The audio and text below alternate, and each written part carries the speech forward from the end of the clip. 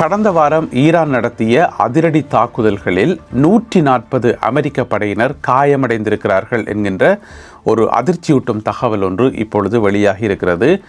இந்த தகவலை மோப்பம் பிடித்து வெளியிட்டிருக்கிறதார் என்று பார்த்தீங்கன்னு சொன்னால் அமெரிக்காவினுடைய பிரபலமான ஊடகம் CNN இப்படியான செய்திகளை வெளியிடுறபடியால் தான் அமெரிக்க ஜனாதிபதி டொனால்ட் ட்ரம்ப் அவர்கள் அடிக்கடி CNN முரண்பட்டு முட்டுப்படுறவர்.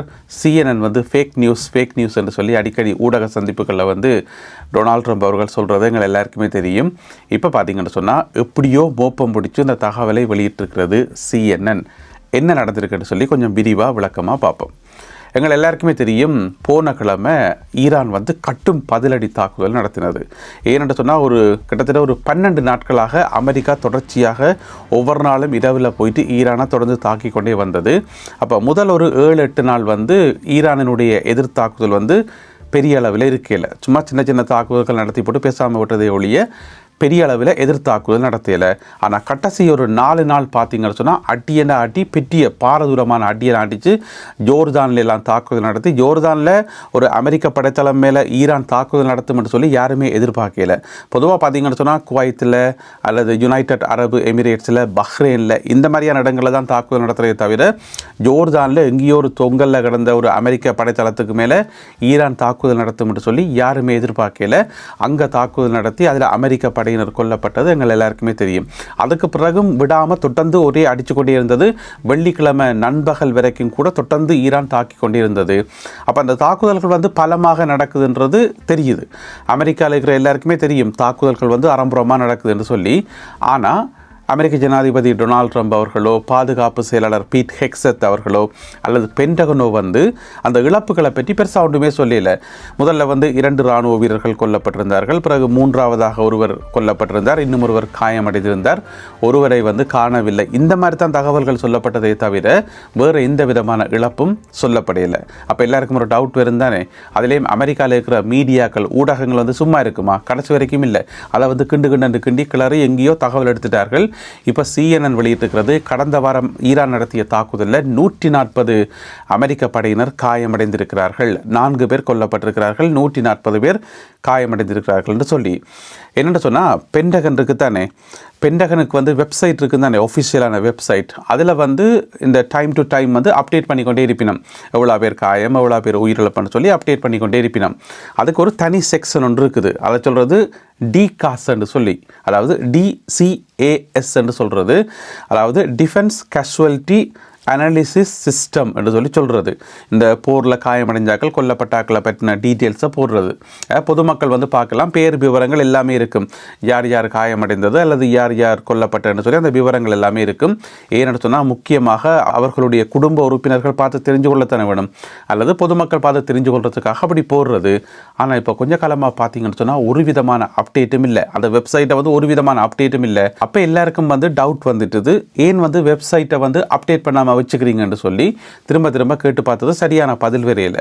அப்போ போன கிழமை, இப்போ வெள்ளிக்கிழமை 12 செனட்டர்கள், அமெரிக்காவில் இருக்கக்கூடிய 12 செனட்டர்கள் எல்லாருமா சேர்ந்து கடிதம் எழுதிக்கணும். பாதுகாப்பு செயலாளர் பீட் ஹெக்ஸத்துக்கு எழுதி கேட்டிருக்கணும், இந்த மாதிரி உங்களோட வெப்சைட் அப்டேட் இல்லை, நீங்களும் எந்த விதமான தகவல்களும் சொல்லலை, என்னதான் நடக்குது ஈரானில் என்று சொல்லி எங்களுக்கு விளக்கம் தெரியணும், பதில் தெரியணும் என்று சொல்லி அவர்கள் ஒரு கடிதம் ஒன்றை எழுதி கேட்டது.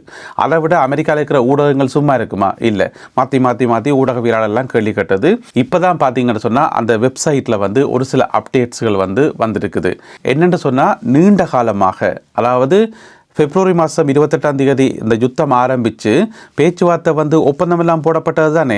அந்த காலப்பகுதி, அதுக்கு முற்பட்ட காலப்பகுதியில் பார்த்தீங்கன்னு சொன்னால் காயமடைந்த அமெரிக்க இராணுவ வீரர்களுடைய எண்ணிக்கை 482. கனகாலமாக 482 அப்படித்தான் இருந்தது கனகாலமாக. இப்போ பார்த்தீங்கன்னு சொன்னால் திடீரென்று போன கிழமையிலிருந்து 624 என்று சொல்லி அதிகரிச்சிருக்குது திடீரென்று. அதனுடைய அர்த்தம் என்ன? போன கிழமை நடந்த தாக்குதலில் கிட்டத்தட்ட 140 பேர் காயமடைந்திருக்கிறார்கள் என்று சொல்லி. அப்போ இந்த தகவல் 140 பேர் காயமடைந்தது ஒரு பிரச்சனை, ஏன் அதை வெளியில் சொல்லல? அப்போ ட்ரம்ப் நிர்வாகம் வேணுமெண்டே மூடி மறைக்குதா? அதுபோக வெப்சைட் ஒழுங்காக வேலை செய்யலை, அதில் பிரச்சனை, அப்டேட் பண்ணுறதுல பிரச்சனை என்று சொன்னால் அதுவும் நம்பக்கூடிய கதை மாதிரி இல்லை. எனவே ட்ரம்ப் நிர்வாகம் திட்டமிட்டு இந்த இழப்புகளை மறைக்கிறதா என்ற ஒரு கேள்வி CNN எழுப்பப்பட்டிருக்கிறது. நான் நினைக்கிறேன் நாளைக்கு வந்து டொனால்ட் ட்ரம்ப் அவர்கள் CNN பேசி ஏதாவது கருத்துக்கள் போடுவார் நினைக்கிறேன். தன்னுடைய ட்ரூத் சோஷலில் வந்து CNN வந்து பொய் சொல்லுது, ஃபேக் நியூஸ் போடுதுன்னு சொல்லுவார் போல இருக்கு. எனவே இப்போ தெரிய வந்திருக்கிற முக்கியமான விஷயம் என்னென்னு சொன்னால், கடந்த வாரம் ஈரான் நடத்திய அதிரடி தாக்குதலில் அமெரிக்க இராணுவத்தினர் 140 பேர் காயமடைந்திருக்கிறார்கள் என்று சொல்லி இனி அடுத்தடுத்த கட்டமாக அமெரிக்க ஊடகங்கள் தேடி தேடி வெளியிடுவார்கள். அது எந்தெந்த இடத்தில் காயமடைந்தார்கள், எத்தனை முகாம்கள் தகர்க்கப்பட்டன, என்ன என்று சொல்லி இனி போக போகத்தான் எங்களுக்கு உண்மைகள் தெரிய வரும். எனவே நாங்கள் பொறுத்திருந்து பார்ப்போம். இதுக்கிடையில் வந்து ஒரு 12-13 நாட்களாக தொடர்ச்சியாக தாக்குதல் நடத்திய அமெரிக்கா இப்போ சடனா தாக்குதலை வந்து நிப்பாட்டியாச்சு. நேற்று ஞாயிற்றுக்கிழமை இரவு பார்த்தீங்கன்னு சொன்னால் எந்த ஒரு தாக்குதலும் நடந்த மாதிரி இல்லை. இது வந்து 3வது நாள் அமைதி நாள். ஏன்னு சொன்னால் வெள்ளிக்கிழமை இரவு தாக்குதல் நடத்தையில், சனிக்கிழமை இரவும் தாக்குதல் நடத்தையில், நேற்றிரவும் தாக்குதல் நடத்தையில். வெள்ளிக்கிழமை உங்களுக்கு ஞாபகம் இருக்கும்னு நினைக்கிறேன், நாங்கள் செய்திகளை சொன்னாங்க காலமே இருந்து பார்த்தீங்கன்னு சொன்னால் மாற்றி பேச்சுவார்த்தை வரப்போகுது, ஈராக் வந்து மத்தியஸ்தம் வகிக்க போகுதுன்னு சொல்லி எல்லாம் ஆரம்பமாக செய்திகள் எல்லாம் வந்தது. அதை வந்து ஈரான் மறுத்திருந்தது. நாங்கள் ஒன்றும் பேச்சுவார்த்தைக்கு போகவே இல்லையே, நாங்கள் ஒன்றும் கதைக்கவே இல்லையே என்று சொல்லி மறுத்திருந்தது. அப்போ இந்த தாக்குதலுக்கு பிறகுதான் இப்படியான ஒரு முடிவு எடுக்கப்பட்டிருக்கிறது. இனி ஈரான் மேலே தாக்குதல் நடத்துறையில் என்று சொல்லி ட்ரம்பும் வந்து அறிவிச்சிருக்கிறார், இனி இப்போதைக்கு தாக்குதல் இல்லை என்று சொல்லி. எனவே இந்த இழப்புக்கு பிறகுதான் இந்த ஒரு முடிவு எடுக்கப்பட்டதா என்கின்ற சந்தேகமும் இருக்கிறது. எனவே அதையும் நாங்கள் பொறுத்திருந்து பார்ப்போம். இதுக்கிடையில் வந்து டொனால்ட் ட்ரம்ப் அவர்களுடைய இந்த அறிவிப்பு வெளிவந்த பிறகு, அதாவது ஈரான் மேலே தாக்குதல் வந்து நிறுத்தப்படுகிறது என்று சொல்லி அறிவிக்கப்பட்ட பிறகு சர்வதேச சந்தையில் எரிபொருட்களுக்கான விலைகள் சடுதியாக விழ ஆரம்பித்திருக்கின்றன. கிட்டத்தட்ட 5% எரிபொருட்களுக்கான விலைகள் வந்து குறைந்திருக்கின்றன. உதாரணமாக பார்த்தீங்கன்னு சொன்னால் 2 பிரதான சுட்டன் இருக்குது. ஒன்று வந்து பிரெண்ட் க்ரூட் ஆயில் என்று சொல்லுவோம். அதனுடைய பெறுமதி வந்து $5.58 வந்து குறைஞ்சிருக்கு சடுனா. எப்போ என்று சொன்னால் இன்றைக்கு திங்கட்கிழமை காலமை. அடுத்தது WTI என்று சொல்லியிருக்கு தானே, அதாவது வெஸ்ட் டெக்சாஸ் இன்டர்மீடியட் என்று சொல்கிறது. அதுவும் ஒரு அளவுகோல் தான். அதனுடைய பெறுமதி ஒரு பேரலுக்கு வந்து $4.40 இதால் வந்து குறைஞ்சிருக்கிறது சர்வதேச சந்தையில். எனவே ட்ரம்பினுடைய இந்த ஒரு அறிவிப்பால் எரிபொருட்களுக்கான விலைகள் வந்து குறைந்திருக்கின்றன. இதுக்கிடையில் வந்து 2 நாடுகளும், அதாவது அமெரிக்காவும் ஈரானும் வந்து டிப்ளோமேட்டிக்கான பேச்சுவார்த்தைகளை ஆரம்பிப்பதற்கான ஒரு காலம் கனிந்து வருகிறது என்று சொல்லி பல ஊடகங்களையும் செய்திகள் போடப்பட்டிருக்கிறது. எனவே ஏற்கனவே பேச்சுவார்த்தைகள், ஒரு சில பேச்சுவார்த்தைகள் அன்ஒஃபிஷியலாக வந்து மறைமுகமாக ஆரம்பிக்கப்பட்டுள்ளன என்று கூட சொல்லப்படுகிறது. அதையும் நாங்கள் பொறுத்திருந்து பார்ப்போம். அதாவது ஈரான் மேலே தாக்க மாட்டோம் என்று சொல்லி டொனால்ட் ட்ரம்ப் அவர்கள் அறிவித்த பிறகு ஈரானும் பதிலுக்கு நாங்களும் தாக்குதல் நடத்த மாட்டோம் என்று சொல்லி அறிவித்திருக்கிறார்கள். நல்ல விஷயம். 2 தரப்புமே வந்து இப்படியே பேச்சுவார்த்தை நடத்தி மறுபடியும் ஒரு ஒப்பந்தம் போட்டால் அது எல்லாருக்கும் நல்லது தான். என்ன நடக்க போகுதுன்றதை நாங்கள் பொறுத்திருந்து பார்ப்போம். இதுக்கிடையில் வந்து நேற்று வந்து ஒரு சம்பவம் நடந்தது ஹோர்முஸ் நீரிணை பகுதியில். இது வந்து ஈரான் தரப்பில் வந்து அறிவிக்கப்பட்டிருக்கிறது. அதாவது ஈரானினுடைய ஒரு முக்கியமான ஊடகம் தஸ்னிம் நியூஸ் என்று சொல்லுவோம். அவர்கள் வெளியிட்டுள்ள செய்தியில் என்ன சொல்லப்பட்டிருக்குன்னு சொன்னால், ஹோர்முஸ் பகுதியில் ஒரு ஆயில் டேங்கர் ஒன்று வந்திருக்குது. அந்த ஆயில் டேங்கர் வந்து ஈரான் வந்து கடல் கண்ணி வடி புதைச்சி வச்சிருக்கு தானே, அதில் ஒரு கடல் கண்ணி வடியில் போயிட்டு டச் பண்ணி அது பிடிச்சி தருனது என்று சொல்லப்படுகிறது. அவ்வளோதான் சொல்லப்பட்டிருக்கிறது. மேலதிக விவரங்கள் சொல்லப்படலை. இது எந்த நாட்டு கப்பல், இந்த கப்பலில் இருந்த பணியாளர்களுக்கு என்ன நடந்தது, என்ன ஏதென்று சொல்லி விவரங்கள் வெளியிடப்படையலை. இருந்தாலும் ஈரான் புதைத்து வைத்த கடல் கண்ணிவடியில் ஒரு கப்பல் சிக்கி கொண்டது என்று சொல்லப்படுகிறது. அந்த கப்பல் வந்து வழக்கமாக போகிற அந்த ரூட்டில் போகாமல் ஈரானினுடைய கட்டளையை மீறி வேறு ரூட்டால் போக வழிக்கிட்டு தான் கடல் கண்ணிவடியில் மாட்டினது என்று சொல்லப்படுகிறது. மேலதிக தகவல்களுக்காக காத்திருப்போம். ஈரானுக்கு சொந்தமான ஒரு கப்பல் மீது யுக்ரைன் தாக்குதல் நடத்தி இருக்கிறது. என்னது, யுக்ரைன் தாக்குதல் நடத்தியிருக்கா? யுக்ரைனுக்கு இங்கே என்ன அலுவல் என்று கேட்டிங்கன்னு சொன்னால் நடத்தியிருக்கிறார்கள். இப்போ தான் பிரச்சனையை வந்து ஆரம்பித்திருக்கிறார்கள். இஞ்சாலி பக்கம் ஒரு பக்கம் பிரச்சனை முடிய மற்ற பக்கத்தால் பிரச்சனை ஆரம்பிக்குது போலருக்கு. யுக்ரைன் வந்து ஒரு ஈரானிய கப்பலை தாக்கியிருக்கிறது, அதுவும் கஸ்பியன் கடலில் வைத்து. கஸ்பியன் கடல் எங்கே இருக்குன்னு சொல்லி உங்களுக்கு எல்லாருக்குமே தெரியும். சுத்தவர ஃபுல்லாக நிலப்பரப்பு, முற்றிலும் நிலப்பரப்பால் சூழப்பட்ட இந்த உலகத்தில் இருக்கக்கூடிய ஏனைய கடல்களோட எந்த விதமான தொடர்பும் இல்லாத, கிட்டத்தட்ட அது ஒரு ஏரி என்று தான் நாங்கள் சொல்லணும். ஆனால் அது மிக பிரம்மாண்டமாக இருக்கிறபடியால் அதை வந்து கஸ்பியன் கடல் என்று சொல்கிறது.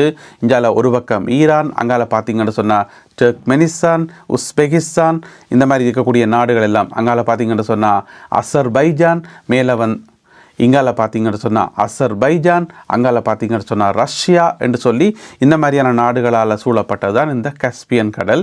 இன்னொரு வகையில் சொல்லப்போனால் ரஷ்யாவுக்கும் ஈரானுக்கும் இடையிலான கடல் வழி தொடர்பை ஏற்படுத்தக்கூடிய ஒரு கடல் தான் இந்த காஸ்பியன் கடல். அதில் வந்து ஒரு கப்பல் ஒன்று போய் கொண்டு வந்திருக்கு, ஒரு படகு ஒன்று போய் கொண்டு வந்திருக்குது.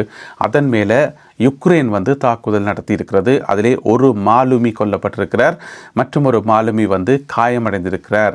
இதுக்கு வந்து ஈரான் உடனடியாக எதிர்வினை ஆற்றியிருக்கிறது, கடும் கண்டனங்களை வெளியிட்டிருக்கிறது. ஈரானினுடைய மிக முக்கியமான ஒரு பாராளுமன்ற செயலாளர், இப்போ நீங்கள் படத்தில் பார்க்குறீங்க, இவர் தான்.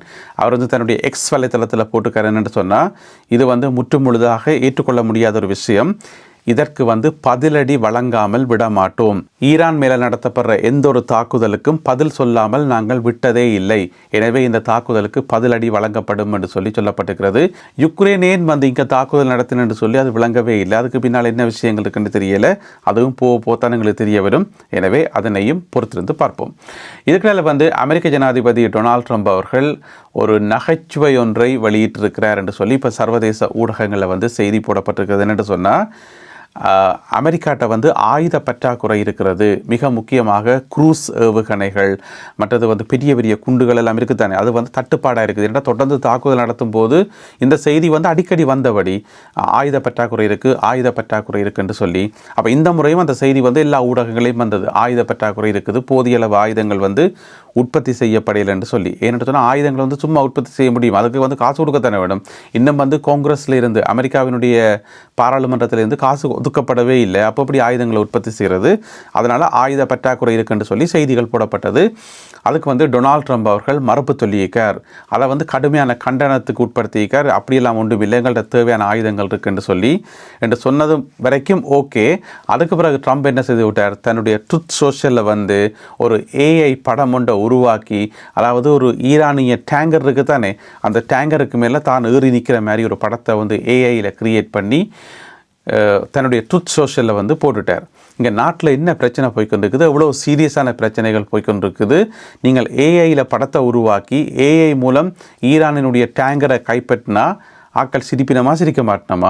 எனவே அதை வந்து எல்லாரும் ஒரு நகைச்சுவையாக தான் பார்ப்பினோம். இப்போ உண்மையாக தாக்குதல் நடத்தி உண்மையான டேங்கரை போயிட்டு கைப்பற்றி இழுத்து கொண்டு வந்தால் அதை வந்து ஒரு வீரமாக பார்ப்பினோம். ஓஹோ, உண்மையாக நடந்திருக்குன்னு சொல்லி. அதை விட்டுட்டு ஏஐயில் கிரியேட் பண்ணி படத்தை போட்டால் அது இந்த உலகத்தில் யாரெண்டாலும் போடலாம், நானும் போடலாம், நீங்களும் போடலாம், எல்லாரும் போடலாம். எனவே டொனால்ட் ட்ரம்ப் அவர்கள், அமெரிக்காவினுடைய ஜனாதிபதி, இந்த பெரிய வல்லரசு நாட்டினுடைய ஜனாதிபதி, ஏஐ இமேஜ் கிரியேட் பண்ணி ஈரானை மிரட்ட முடியும் என்று சொன்னால் இது என்ன கதை என்று சொல்லி இப்போ சர்வதேச ஊடகங்கள் அது ஒரு நகைச்சுவை செய்தியாக மாறியிருக்கிறது. இதுவும் நேற்றைய நாளில் இடம்பெற்ற ஒரு முக்கியமான சம்பவம். எனவே இன்றைய நிலப்படி, இன்றைக்கு திங்கட்கிழமை காலம நிலவரப்படி ஈரானுக்கும் அமெரிக்காவுக்கும் இடையில் மீண்டும் பேச்சுவார்த்தைகள் ஆரம்பிப்பதற்கான அறிகுறிகள் தென்படுகின்றன. மீண்டும் தாக்குதல்களில் ஈடுபடுகின்ற நோக்கம் இரண்டு தரப்பினருக்கும் இல்லை என்று சொல்லி அறிவிக்கப்பட்டிருக்கிறது. எனவே பேச்சுவார்த்தைகள் ஆரம்பிக்கப்படலாம் என்று சொல்லப்படுகிறது. அதனையும் நாங்கள் பொறுத்திருந்து பார்ப்போம். இந்த காணொலியில் பகிர்ந்து கொள்ளப்பட்ட செய்திகள், தகவல்கள் தொடர்பான உங்களுடைய கருத்துக்களை மறக்காமல் கீழே எழுதுங்கள். மீண்டும் சந்திப்போம் உறவுகளே. நன்றி, வணக்கம்.